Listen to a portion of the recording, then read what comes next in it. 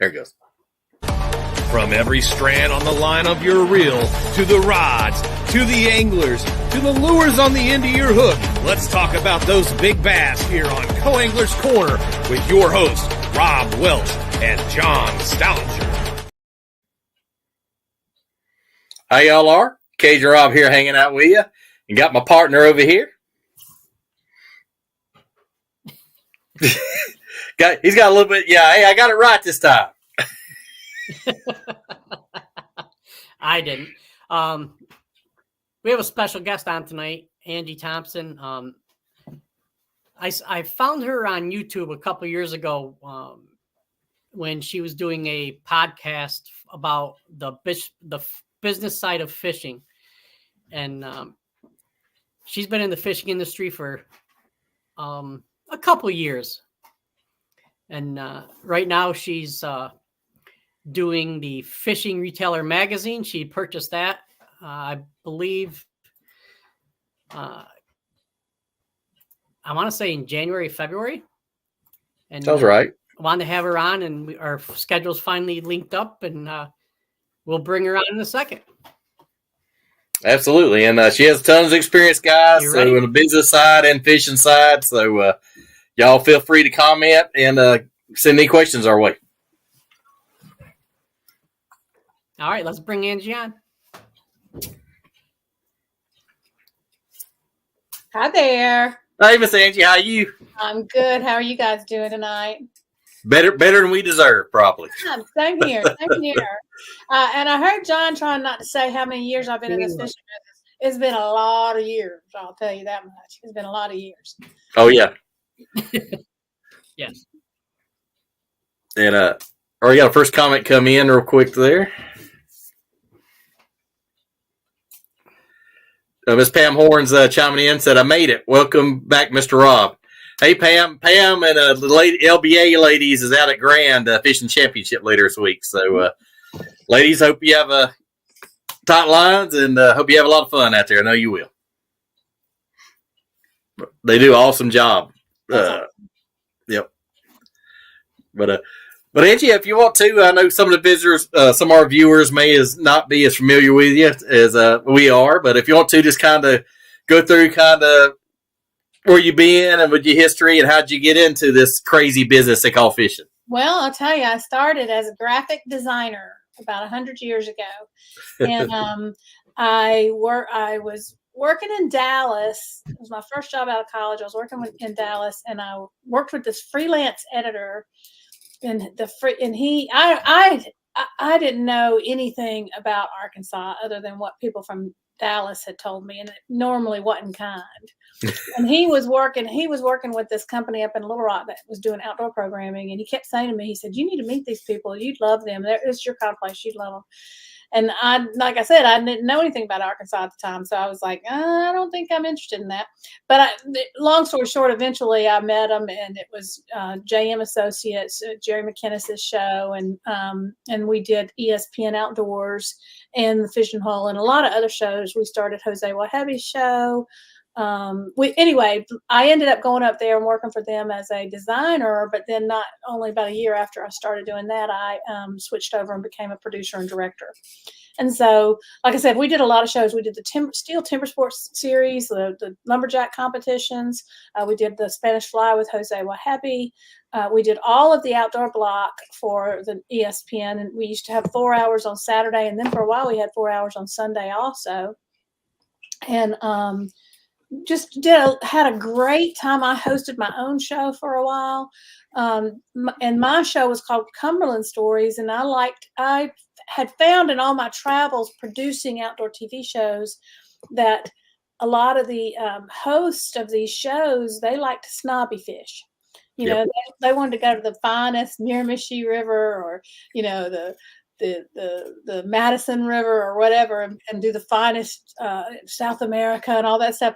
And I thought the greatest stories I found were from just normal people, like you and me that like to fish and had great stories to tell. And so that's what I kind of tried to do, was just tell normal stories of the regular Joe fisherman. And I loved doing it. I did it for about 3 years.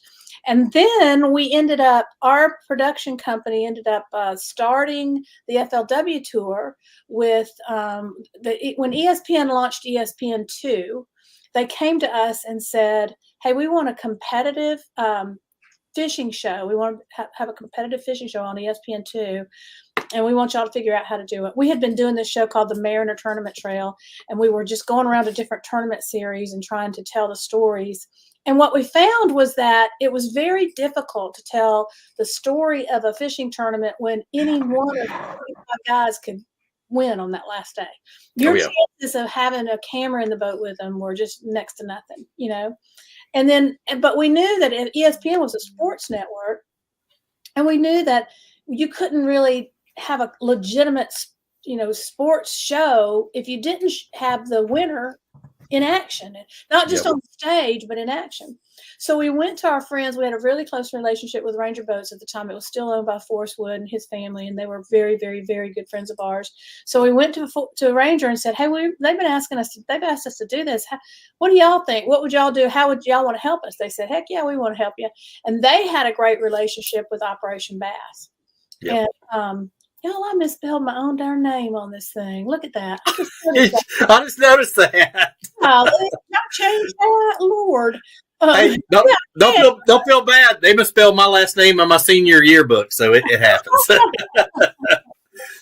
Well, anyway, they had Ranger. The folks at Ranger had a great relationship with the Operation Bass, and we all got together and launched this FLW series, and we did it for a year. And then at the time, I shouldn't have said that. At the time, Ranger Boats was owned by Irwin Jacobs. Yeah, right. Irwin loved the idea and wanted to really be involved in it, and so he ended up buying Operation Bass, and we did the FLW for the first 6 years of its existence, and we put into place the concept of cutting the field, so that you have the winner on camera, right? And that was the only way we could do it, was to guarantee we had the winner on camera. So we put the cut system in place, and at first the anglers hated it, they just like, oh no, you can't do that. But then now it's the norm, and so we did that for, like I said, for the first 6 years, and then ESPN had started NASCAR. And they'd had like a 25-year contract with NASCAR, and they had really felt like they kind of grew up with NASCAR. They, felt like they were a big part of, they were just hand in hand and in lockstep with each other, Yep. So that year after, I can't remember what year it was, but the 6 years after we started FLW, NASCAR's 25-year contract with ESPN was up, and they went to Fox. And it was a huge blow to the network, because they, felt like they were, so close with NASCAR, and felt like they were such a big part of making NASCAR what it was. And they were, they really developed a lot of the technology and stuff that we see now. So they had a lot of programming hours to fill, and they wanted to have something that was kind of the same demographic, certain kind of man that wants to watch NASCAR probably also likes to fish. And so they, but they didn't want to bring another sport along and then have it go somewhere else. So they bought Bassmaster from Helen Sevier, who owned it at the time. Right. And then Irwin said, well, I can't be on the same network with Bassmaster, so I'm going. He wanted to move to the PAX network. Do you remember that? Yep. Yeah, I remember. Yeah. Yeah. And we were like, well, our relationship's really with ESPN. That's who pays us. That's who's been our partner all these years. And we can't go to PAX. So ESPN said, well, why don't you start producing the Bassmaster show? And we found FLW, another production company that people we knew were capable of doing it. And they started doing it, and it went through its evolution, and it did. And then ESPN owned Bassmaster for about 10 years. And then I think they kind of decided that they were better at being the league. They were not good at being the league. They were better at just being a media partner. So they decided to sell it, and they called up Jerry and said, hey, we're going to sell Bass, and we want you and Don Logan to buy it. and Don Logan and Jim Copeland. And Don Logan had just retired as the CEO of Time Inc. Yep. But was from Birmingham. And he was a big fisherman, and he brought in Jim Copeland, who was a retired CEO of Deloitte, and he was a big fisherman. And so the three of them got together and pooled their pennies and bought Bass from ESPN. And at that time, I started working for Bass, and and that was about, I think it was around 2010. I really can't remember. I think it was around 2010. Sounds right. Yeah. And so then at Bassmaster, I was the VP of, well, I did a lot of different things, but I was a VP of events. So all of the Bassmaster events rolled up under me, and including the Bassmaster Classic, which of course was huge, 140,000 people. And then I was my last role there before I resigned from there was a VP of sales. So I resigned right before COVID hit, because I had some things I wanted to do on my own. I wanted to start my own business and other things, and then COVID hit, and it was like the craziest time. Nobody was spending any money. Nobody knew what to do. So I started a little marketing agency, and the next year I was doing some work for some different fishing brands. And then the next year I was at ICAST, and I ran into Brian Thurston, who was one of the owners of Fishing Tackle Retailer magazine. And we were talking about some different things. And he said, Angie, and I had started a podcast too. Yeah, I remember. Yep. And then it was the Fishing Business Podcast. And Brian said, after we had talked and caught up and visited, he said, I need to sell my company. I want to retire, and I don't have any heirs, and I need to sell it. And I want you to buy it. A lot like what ESPN had said to me. And so it took 2 years, but I knew right then, I was like, this is exactly what I should be doing. I had a lot of the same customers that I had at Bass, but there was a different budget. I wouldn't be competing against Bass or competing against FLW, which I didn't really want to compete against either one of them. And I have a lot of love for both those organizations. But this was a different, it's a trade. Fishing Tackle Retailer is a trade magazine, so it's a totally different budget and totally different. It's not a competition. So I bought the business. It took about 2 years to get the deal done, and I bought the business last June. So I've had it a little over a year. And it has just been great. I just love it. I also own the Fishing Wire, which is another piece of the business. And Fishing Tackle Retailer is a business journal, basically a B2B magazine and website that we reach we reach all of the fishing retail stores in the country. So everything from a little gas station tackle shop to the big stores. Everybody gets Fishing Tackle Retailer magazine. And our advertisers are the manufacturers and brands that want to reach those retailers to show them how to sell their product, and also encourage them to order their products, and so that they can get into the customer's hands.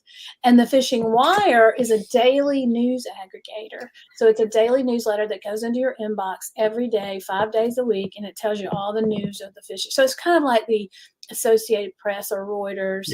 The fishing world.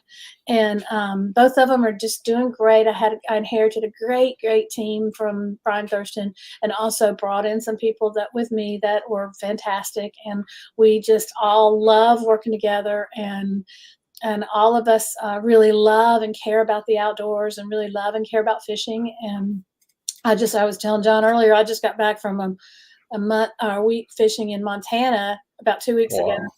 I was fishing on the Yellowstone River, which is it's called Paradise Valley, and it's where the Yellowstone feed comes out of the park and then flows. And it was just a spectacular. It's one of my favorite places. That valley is one of my favorite places in the world, and so I really loved being there for a week. And then next month I'm going to Costa Rica to go fishing. Oh wow! Yeah, so it's the perfect job for me, I think. Hey. I knew I made it where the job I got now, because I had a fishing retailer with my name on it. I was like, I've made it. I've made it into business. I love it. So you read it. Yep. Oh yeah, every day. Every time it comes in, and we all our sales, my buddies in sales, Yep. we get it. We're like, oh, good. We're already like little kids, looking at a Sears catalog or And something. you have to make sure you give me any feedback that you feel like I need to have. If there's stuff Absolutely. you'd like to see or stuff you'd like to see different, you just tell me and I'll work on it. Oh. The brand is 45 years old. Wow. But, it was Ray Scott started it. Not a couple of years after he started Bassmaster, he started Fishing Tackle Retailer.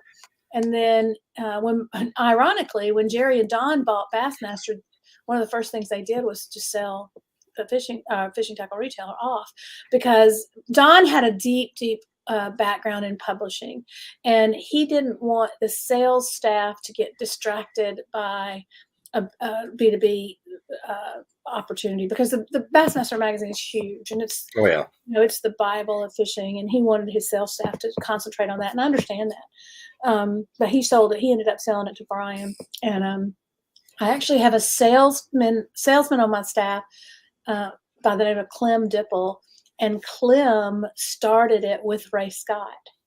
And wow. He's in his 80s, and he lives up in Park Falls, Wisconsin. And he only has one account. He handles St. Croix because they're in the same town. Yep. But I'm really proud that he's still there. He has an incredible knowledge about the business and the sport. So yeah. Well, you can't beat history like that, and the background like that. That's right. That's exactly right. So. But we got a couple comments come in real quick. Got Miss Pam Horn. She said Arkansas is God's country. She's kind of up for that way now. Yeah, that's right. I agree. Yeah, I hope you let some of our competitors catch some fish, Pam. And Angie Thompson from Fisher says good evening. Oh, hey. Now, yeah, that'd be a good story for you. The ladies at Fisher is good friends with us, and I think they've been in business 6-8 months, and they've grown leaps and bounds. But they found a niche, like they go to these shows, like East Tennessee Fishing Show, and ladies was looking for clothing, and nothing kind of fit them or whatever, and they filled that niche. And I would love to meet them. That'd be a great. Matter of fact, we were just talking about our editorial calendar for 2025, and I said to Toby, the editor, I was like, I think we need to do a feature story on women's fishing, because there really are I mean, I've been in this industry for over 30 years. I've seen a lot of people say they want to get more women involved in fishing and develop more women's products, but it really has only been in the last couple of years that I've actually seen people really do it. It's very exciting and encouraging. But I tell them, like the last year or two in BFLs, I'm seeing more and more young ladies from high school, kind of college age. Yeah. So I'm seeing more and more start fishing tournaments. Yeah. So, but then Pam Horn says it was a good day with Carly Joe Prevette fishing and Kate Perkins. Oh, that's fished for today. Yep. They've been practicing, and there's Miss Angie says she agrees. Said that'd be amazing. So there you go. I'll let you put it together, Rob. I'll get y'all together, because that'll be a match made in heaven right there. Yeah. And then Miss Julianne Darbone, she also fishes LBAA. She says hi, everyone. Hey, Julia. Good. Hope you're doing all right. But I bet you've seen a lot of changes. What are some maybe the biggest changes? I know with FLW come along, it kind of upped the fishing game a little bit. Yeah. But what are some of the bigger changes you've seen? I can remember when FLW started, I remember people saying that it was going to ruin the sport. Yep. And then I remember people saying it was going to just blow the sport away. Everything was just going to blow up. And, it's unfortunate that we can't, because it takes so long to do a tournament. It's not like just a one-day event. It's really unfortunate that more people can't fish in both leagues. Yeah. That you kind of have to choose, because then it creates this sort of unfortunate divide. Yeah. That you feel like you're on a different team, and you're really not. We're all fishermen. Come on. Oh yeah. So that was a big deal when FLW came along, because it really increased the purses. Yeah. And it changed. That was one of the most major shifts in the sport. I think that anybody would agree that was a major shift in the sport. And then ESPN when ESPN was involved in it, they did so much to improve the television product. Yeah. And it was another great improvement, great shift in the sport. And then, Absolutely. I'm sorry, go ahead. Yeah, absolutely. And I think another thing when FLW had all the Walmart and all the Walmart companies and Right. like the non-endemics really come into play right there. I think it made a difference. Yeah, that's right. I mean, we had Denny Brower on the Wheaties box. Yep. It was a big deal. It was a real big deal. But and then I think we tried to do. I remember being on the production crew when we tried to do a live event at the Pittsburgh Bassmaster Classic. Yep. And ESPN knew that live sports was really where it was at, right? But back then, and I don't remember what year that was, but back then the technology just wasn't quite there yet. And I can remember I was a producer of Robbie Ford, who was like a color commentator. And we had gone out on the river and we were trying to shoot a live stand-up with him in the bow of the boat and Jason Quinn in his background. Yep. And Jason Quinn, for that tournament, had this little milk run where he would go to one little spot, he'd drop his trolling motor, he'd make 5 casts. If he didn't catch fish, he'd pick up his trolling motor and go. And so we would go behind him and then we'd set up. And what we had to do, we actually had a microwave in the boat, a microwave dish in the back of the boat. And a helicopter would come up and we would try to lock on. The helicopter had a receiver, and then he had line of sight to a microwave tower.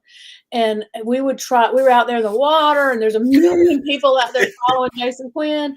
And the water would go, and then we would finally lock on, and they'd say, "Okay, we're ready. You can go live." And Jason Quinn would pick up his trolling motor. That's the way it goes. I don't think we did get a live shot. I think we got a live shot of Jason picking up his trolling motor and leaving.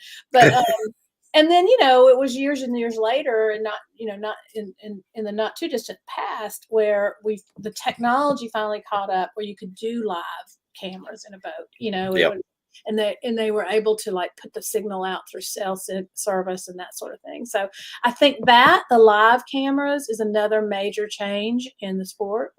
And then I would say, obviously it was a big deal when the Major League Fishing was formed, and that was a really difficult time for all of us. And, it was just probably better left unsaid to not really go too deep into that. But it was, we had all been together. I felt like we were all part of like this traveling carnival, and we'd all been together so much. We felt like family. And so it was a deep hurt when that happened. But now it's kind of all straightening itself out. But I'd say this is the interesting thing. I had a friend of mine call me last year, a couple of friends actually, but I remember one conversation in particular, and he said, "Angie, it seems like there's such a cloud hanging over the bass tournament industry." And I said, "Why?" And he said, "Well, there's a bunch of stuff going on. The anglers aren't happy with this. They're not happy with this. And that forward-facing sonar has just got everybody tied up in knots." Right. And I was like, "Why?" And he said, "Because, he said, I was at Table Rock last weekend, and there was either a high school or a college tournament going on. I can't remember which one, college, I think." Yep. And he said, "We were sitting out on our deck, and all these bass boats were out there, and every single tournament boat that came by, the guy was up in his forward-facing sonar, and they were, because they were young kids." And he said, I'm just curious, what do you think about it? And I was like, you know what? Now that I'm not in the fishing tournament industry every day, right, I have a different perspective on it. And my customer now are those fishing tackle shops all over the country. And I was like, I think if you went into the majority of them and asked them if they thought that the sport was being ruined by forward-facing sonar, they'd have no real idea what you're talking about. Yep. And I mean, they know what forward-facing sonar is, but there's so much more. I've been able to take a step back and see that there's the sport of fishing is so much bigger than tournaments. Yep. And tournaments are huge. Don't get me wrong. I understand how big they are, but there are so many people in this country that want to just go out on the water and get away from their phones and get away from their jobs and connect with nature and just fish, Absolutely. And they might use forward-facing sonar, but that's not why they're out there. Mm-hmm. They're not out there to see how many they can fish or how many they can catch or how many, or how big. They want the biggest or the best and the most. I think probably the majority of fishing license holders are really just love to be out there. Oh yeah. all of us who actually fish know that, you get something when you're out there on the water that you can't get anywhere else. Like in COVID, like I never forget, I went to my local lake, and as far as you can, just kayaks everywhere. Mm-hmm. I mean, the kayak thing blew up, and it's still just getting hotter. Fantastic. Yeah, like Bassmaster Classic. Every time I go to a classic show, the expo, there's more and more and more kayak items, kayak accessories. I mean, it's really grown. That's right. And like we was talking for the show, I think, where I work at, we saw catfish and crappie rods and equipment just blowing up. Yeah, I love that. Well, and when you think about it, in terms of accessibility of how you start fishing, you don't usually start fishing with a $70,000 bass boat. No. Usually, unless you've got somebody that in your life that has one of those boats, usually you start by walking up to a pond with a rod in your hand and a bucket. Yep. And I'm glad to hear that you see crappie and panfish blowing up, because I think it really does mean new people are coming into the sport and figuring out and learning how to do it. Absolutely. Well, you see these high school and college. I mean, these high school tournaments, they're having 250, 300 boats. I mean, it's and we're seeing junior high up here local in Kentucky. We're seeing junior high clubs now. That is crazy, but great. I love it. Yeah, it is. So, a quick note about college fishing. So, when ESPN owned Bassmaster, they wanted to start a college series. So they came to us and they said, BAS has too much on their plate right now, but we want a college product. So why don't y'all do a made for TV college series, just made for TV. It can be small, whatever, get it going and then give it back to Bass and let them have, we were like, sure, we'll do that. So we had this series. It was called College Smash Mouth Bass, and it was made for TV. And, one of our biggest concerns as we were developing it was, how are we going to get somebody to take these guys out in the boat? Because they're college students. They're not going to have a boat. Yep. Every single college that we reached out to, the kids had their boats at college with them. So, they knew. Oh, yeah. Well, it's like me and I got one of my best friends in high school. We kind of lost touch, and we reconnected. He's fishing down in Alabama. Well, we talked about for years, hey, man, be great with it. We was at the same, regional. Yeah. And we finally got at the same regional, Chickamauga. And like day one, we both zeroed. And we was coming back, and they send you your pairings. We got paired together day two. Oh, my gosh, that's fantastic. It was unreal. And we talked about, man, if they had bass fishing in high school, we wouldn't have skipped school and went fishing. We would have stayed in school. So, but it was funny, though. It was a good day. It's one of those I won't never forget, but it's pretty cool. We should probably mention that John was having some technical problems, and I think he just gave up. No, I think he's still trying to reset. He's some. He's still around. He's trying to work some bugs out. Great. And we got our good friend Rick Amato. Now he's down in Florida. He said, "Hey, Rob and Angie, waiting on the big one. Hey, Rick, stay safe, my friend. I hope everything goes good, and hope it dies down a little more than that they're saying." But you know where Rick is? I think year-round Central Florida, ain't you, Rick? I think.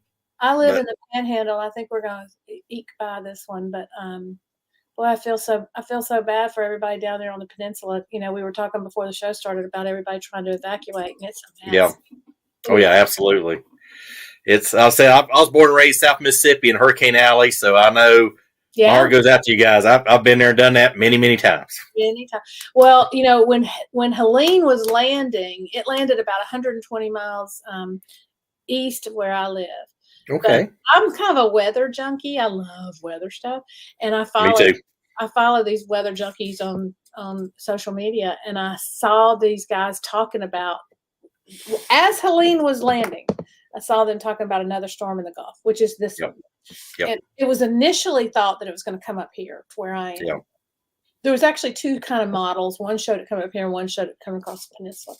I always, living in Florida, I always am conflicted during hurricane season, because I always feel so guilty to pray the hurricane doesn't come to me, because, you're praying for it to go to hit somebody else. Yeah. It's just a terrible choice. to make, So, Oh, yeah. golly, my heart goes out to all those people down like I said, on the peninsula that are fixing to get hammered by it again. Oh, yeah, absolutely. Well, see, my mom and dad live in Hattiesburg, so I have to always keep an eye on the Gulf. And I got some friends that works at NOAA down in Louisiana, so they usually keep me a good abreast of everything, what's going on. So, but it's scary. I mean, it's been a crazy season so far. Well, I actually have a friend who is a forecaster for the American Red Cross. And he used to be in the military, and he was a forecaster for the military, and then also a forecaster for Cape Canaveral. And he sent me this presentation back in probably June that said, Angie, set your hat, because this is going to be the worst hurricane season on record. And it had to do with how warm the Gulf already was in June, and also El Nino. So the way it was pulling weather, I think, across from the Pacific. So, and he was right, boy, it has been really bad. Yeah, we used to have an old forecaster in New Orleans 100 years ago, Nash Roberts, and he had a knack like that. He would tell you before season, it's going to be a bad season or a good season. And 9 times out of 10, that old man got it right. That's right. They know. Yeah, definitely. But talk about the fishing business. I said I think this online, like I said, online sales last few years has really boomed. Yeah. And I said I think it's hurt the little local mom and pops, but I think the live bait always keeps them in business. That's right. I'll tell you, I'm sorry to interrupt you, and I want to you could. The point you were trying to make, but I'm really super dedicated to trying to help local small business retailers, because in my experience growing up in Alabama and then living in Arkansas and working in the fishing industry and being around fishing my whole life, I really believe that tackle shops are the lifeblood of these small towns around lakes. Absolutely. We can't lose them. And we can't lose them to online sales. So, I think it's really important for all of us to support our local tackle shops, because imagine what it would be like if they go away. And if you're always just shopping for price and you're always just saying, okay, I'll go down to the tackle shop and look at it and then go buy it online, you're really doing a disservice to the people that, have put in their blood, sweat, and tears into, keeping that alive.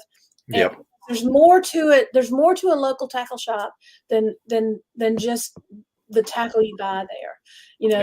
There's the knowledge that comes, and the people that come in there and share their knowledge, and it's so important to our industry. I hope everybody will, step up their efforts to be supportive of local tackle shops. Yeah, I've been lucky in my job. I've got to visit some tackle shops kind of up in Ohio. And the neatest ones I've been into is like the family run. It's been open since the 50s.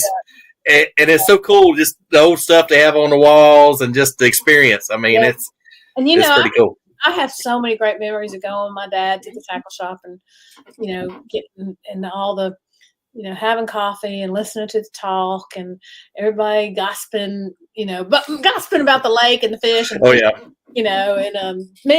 man gossiping. Yep. I have a real, affinity for that. Oh, absolutely. And we're starting to see some second generations, like the older, handed off to the sons or daughters. I know there's 2 shops that the gentleman has handed off to the daughters, and they're doing great. They're doing great. He told me, Chris Russell, who works at Duckett Rods, told me he was at, I think he said it was in Kentucky, a tackle shop in Kentucky that was owned by women and run by women. Do you know what I'm talking about?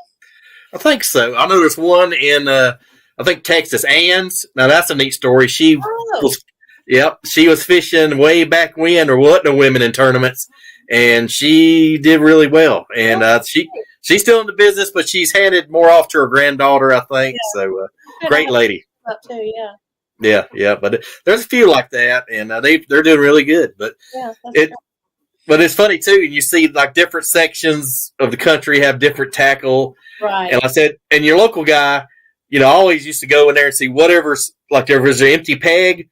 Mm-hmm. Okay, what went there? Because it's catching fish. Yeah, because it's sold out. That's right. That's great. But like I said, and you ask them, kind of what's biting, they always have a feel what's going on, or, But my local tackle shop here in Panama City Beach, I just love them. I actually have a couple that I have a great relationship with, but I tell people always ask me when they come into town, because they know I'm in fishing. They say, what should we be doing? I was like, don't ask me. I was like, I'm going to go ask them, and I promise you they will shoot you straight. Because they want you to be successful and have a good time and come back. Absolutely. Yeah. But I know some of the old shops. There was a shop. It's no longer there in Sevierville. The guy used to have the bottom floor was a tackle shop, and the top floor was where he lived at. And he was 24. And if you knew him good enough, you could go, call at 3 a.m. Hey, I need this because I'm going fishing at 4. And he'd meet you down there and let you in. So, depending on what kind of tackles, how much live bait they have, sometimes it can be stinky. Oh yeah. Yeah, it can be, but I know there was a shop in Knoxville. I know the guy pretty good, and he was the only one. He was flying minnows in or something. He was getting them because nobody else could get them, and there was people like an hour away driving to the shop and getting minnows because he's the only one that had them. Yeah. So, but it's nothing like going in familiar. Like I said, you get a relationship with the owner and the people that works there, and they know you when you walk in, and it's pretty cool. And old guys hanging out, drinking coffee, and telling fish tales. That's right. That's exactly. Can't get that anywhere else. So. No, can't. but anyway, what do you think? The future, next few years, what do you see? Kind of maybe getting hot. I think the BFS stuff, the Bass Finesse stuff from Japan is going to be real hot. What other trends you think you see coming up? Well, the other thing is those the electric assist reels from saltwater. Yeah. Boy, they are. I mean, it's amazing what they're coming up with. Like I just did a story. We just started a video version of the fishing wire. So every week we do a little video of the top stories from the week. Yep. We can see which ones are the most popular. But I think at ICAST, the best in show category was won by Penn Fishing, the Penn Fathom, I think it was, which was an electrical assist reel. And then Daiwa just released another version of their Tanacum reel. It's a smaller. It's more for like what I do in saltwater, which is like fishing for grouper or redfish sort of thing. But the cool thing about what their product does, and the Penn Fathom might do it too, but when it senses that the fish is getting close to the surface, it turns off the assist, so you crank it in the rest of the way, which is super cool because that's the thing we all love, right? Is when we get it up to the top. I mean, I go out, I fish offshore a lot here, bottom or redfish red snapper and grouper, and it's it's hard sometimes. Really deep water to pull one of those fish up, I'm exhausted by the time it gets out, So I kind of would like a little reel that, and that this one actually fits in your hand. So anyway, I don't want to get too off of it, but I think technology is always affecting our sport, but now it's even more so. And I tell you what, I really look forward to is to see what the effect that AI has on sport, and particularly when it comes to electronics. Yeah. I'm not sure how much AI has been incorporated into electronics, but if you could imagine that that your electronics could ask AI what you should do in these conditions, if this water temperature is this and the wind's blowing out of the north and and it's March and it is post frontal conditions and how should I think that'll start happening. Oh yeah, I can see it like pulling tournament data and top 5 lures and techniques. I mean, it could do it just like that. I mean, it's amazing. It'll be exciting to see what happens next for us. But like I said, all the technology and the new equipment and all the things that are being developed, there's still always going to be people that just want to get out there and enjoy themselves, and they don't care about all that. Oh yeah, I mean, there's all stages. I mean, they said you have a kid on a cane pole on the side of a pond, and you have a guy with a $100,000 bass boat zooming through, and they're kind of after the same thing. So. That's right. Yeah, that's right. I love it.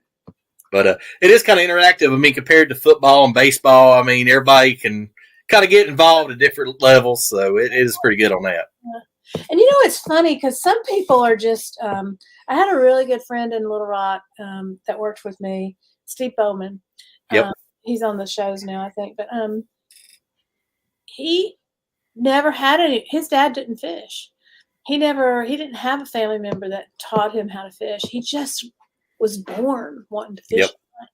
And I think there are some people who are just born that way. They just have that in them. And Steve was definitely one of those people. And he ended up, wanted to fish so bad and asked everybody in the world. And I think he finally got somebody at his church to take him and took him under his wing and taught him. But I still, I think there's a lot of reasons why people come into the fishing world. Oh yeah. But some of it is just they're born that way. They just want to do it. I always tell people that for me, the most thrilling thing is to hold a wild critter up close and not have to kill it. Yep. I love being able to look at them up close and just for that minute, and also when you're when they hit your line and you're connected to a wild creature for that little moment in time. Yep.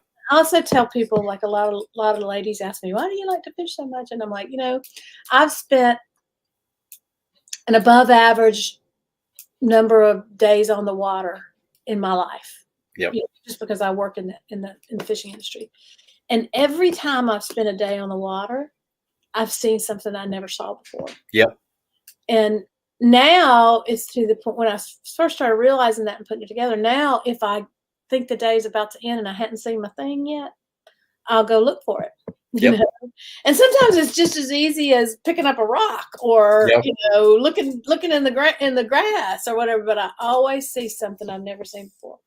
The other day I was fishing with my friend, and he said, a friend of mine, he said, what's your thing today that you saw that you've never seen before? And I said, you been over with a big bass on the rod? You and your rod been over? But yeah, everybody's got, like I said, a different view and a different opinion. Like mine, I love going out in the morning and seeing the fog kind of coming off the water and all the boats. That's that morning. Almost every time that's mine. Yeah, that morning time is so special. It is, and it's just amazing. I said I'm blessed. I get to do what I love. And talking about, I got started. My grandpa used to take me catfishing. That's how I got the bug, and it bit me hard back when I was probably a teenager. So that's great. Well, I fished with my dad all growing up, but one of my favorite memories with my dad is he used to take us on a pond, and we would fish with porcupine quills. Yep. And there was no greater thrill. He was so smart to do that with little kids, because there was no greater thrill than seeing that porcupine quill do like that and go down, oh my God, you're the biggest quill. So yeah, I still have some porcupine quills from his tackle box. So that's a good memory. That's worth more than gold right there. I hear you. Absolutely. But yeah, it's amazing. Like I say, I've just been in the industry a short time, really, in the business side, and I'm learning stuff. I'm so glad you're doing that. And it was meant to be. I mean, it's like I got laid off my old job, and as soon as I had my last day, I started at Pitman Creek the next day. So that's fantastic. Yeah, I know. Oh yeah, I must love you there. Oh yeah, and I said I told everybody, I said I'm in my retirement job. Either I'm not leaving unless they carry me out in a gurney or something happens. I'm not leaving. So I gotcha. Same here. Oh yeah. So but it's amazing. Like I say, I'll occasionally I get to talk to high schoolers or something. And I tell them, hey, if you want to be a tournament fisherman, hey, it's great, but it's gonna be hard work. But business and sales and boat sale, I mean, there's so many different avenues you can go. I mean, being a professional is great. The tackle shop that I was right down the street from me, there's a kid that works there he's 17. Oh wow. I saw he's just eat up with fishing, and I saw him about 2 months ago, I think it was, and he said, Miss Angie, I'm going to fish all the opens next year. And he had fished some nation events. Oh. I'm scared to death. I'm like, Ryder, I don't know if you should do that or not. Yeah, maybe do one or two and see how you do. That's cute. But he's also very, very into. He has a big social media following, and his family, his mom, that he's homeschooled. He and his brothers and sisters are homeschooled, and they run the business from home. So he said, we're going to just treat it as 9 vacations, and my whole family's going to come. My parents, my siblings, and which that's tough. I'm like, it's good that you're going to have them there for the support, but also you need to know other people, other anglers. You know, you got to get out and meet other anglers. And that. I'm so worried about him. I'm about to just worry myself faces.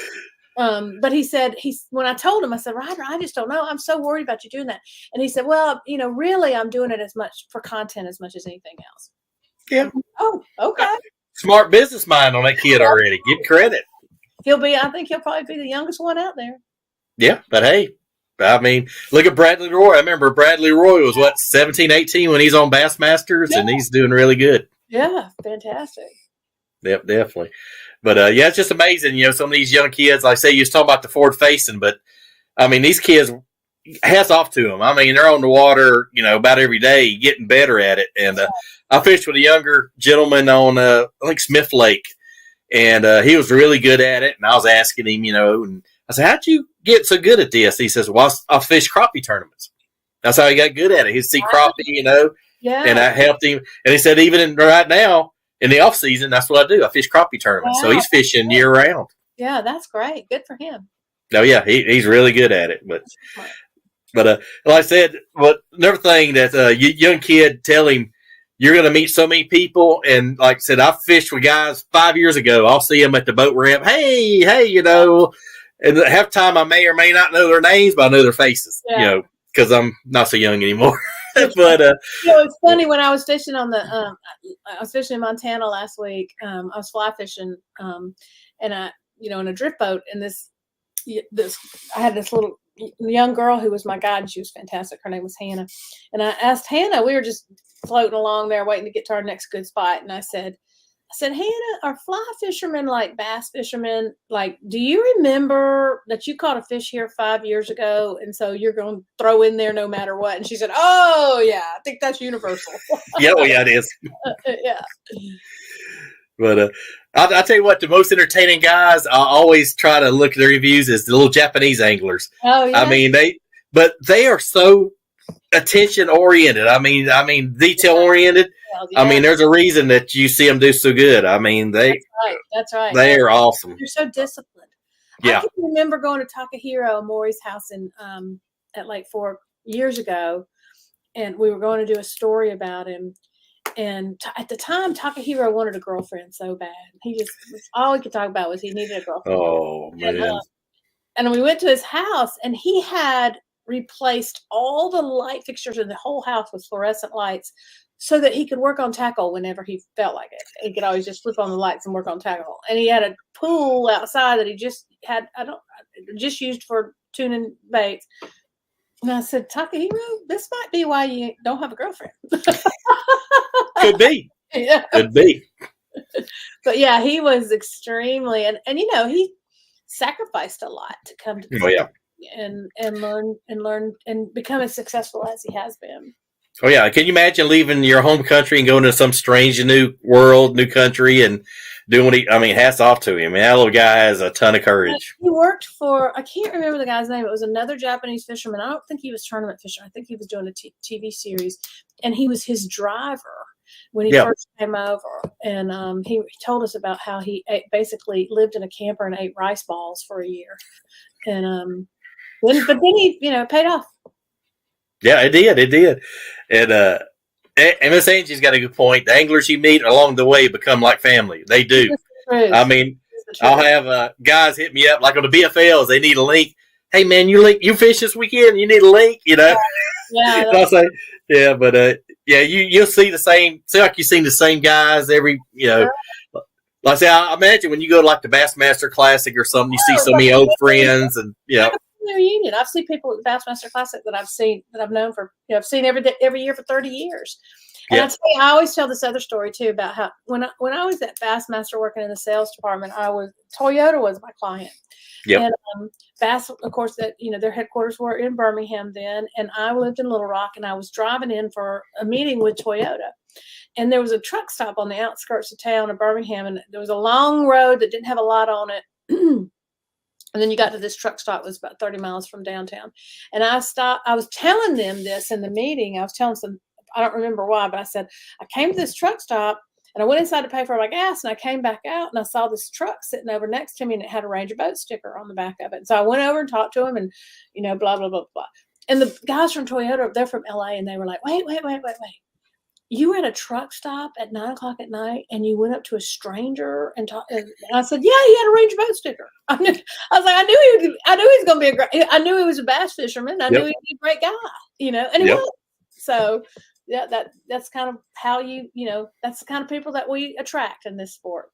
Oh, absolutely. I've had the same thing. I got a few stickers on the back window of my truck, different sponsors, and you have somebody pull up, hey, and talk back and forth. But yeah, it's pretty cool. Like I said, there'll be sometimes you don't see those folks, but at the Bassmaster Classic or what event, yeah. That's right, for sure. But that's pretty cool. Yeah, I've had the fortunate. I fished with Gerald Swindle once in the Bass Open, Clay Dyer, and they still remember. Oh, there's Mo Coe, there's my net man. That's right, they do. I always remember. That's great.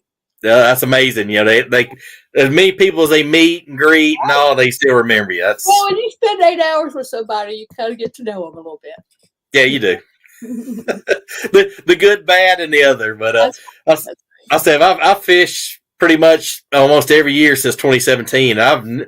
People ask me all the time, "Oh, you've had a bad boat or draw?" No, not really. I've got along with everybody. Yeah. So can't complain. But anyway, it's about 10 till. We've been about 50 minutes. It says flies when you're having fun. But we always like to give you the last few minutes if you want to, explain your magazine or kind of what you got going on or anything you want to talk about. The floor's yours. For your audience, I think, they might be interested in the Fishing Wire. If you go to thefishingwire.com, you can see every day. You can go over there any day and see the news, the new products that are coming out, and a lot of new products, and then other fishing news. But if you click up at the top, it says subscribe. You can subscribe to that, and like I said, you get an email every day. You can skim it. You can skim through it, and then only click on the stories that you want to read. And it's a great product. In fact, I have a lot of people that tell me, they say, you're like the clearing. I always check the Fishing Wire because I want to see what's coming out.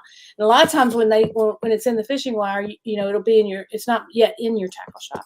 But we also have some, our clients are the manufacturers and brands, and they'll put out, the best way to use their products, the best way to fish with their baits, all that sort of thing. So I think that's probably, a great opportunity for your listeners and viewers to get in there. If you're a bass geek, man, you want to get the Fishing Wire.